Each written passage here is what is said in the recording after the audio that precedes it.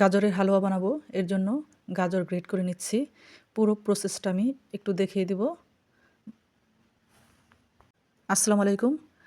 এখন আমি কড়াইতে ঘি দিয়ে আর তেজপাতা, এলাচ দিয়ে গাজর দিয়ে দিলাম। তারপর সামান্য লবণ দিয়ে একটু পানিটা টেনে গেলে আমি চিনি দিয়ে দিচ্ছি। এই চিনি থেকে অনেকটা পানি বের হবে, সেই পানি দিয়েই গাজরটা কুক হয়ে যাবে। চিনিটা যেন শক্ত না হয়ে যায়, এর জন্য আমি লেবু রস দিয়ে দিচ্ছি। এতে গাজর সেমাই সেমাই একটা ভাব থাকবে, খেতে ভালো লাগে। পাটায় কিন্তু বেটেও গাজরের হালুয়া বানানো যায়, কিন্তু ওইটা একদম টেস্টি হয় না। এভাবে করলে বেশি টেস্টি হয়। এরপর আমি দিলাম কিশমিশ আর গুঁড়া দুধ। খুব ভালো মতো নেড়েচেড়ে মিশিয়ে নিচ্ছি।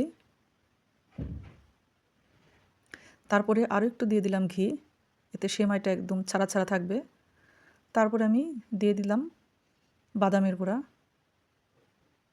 এভাবে রান্না করলে খুবই টেস্টি হয়।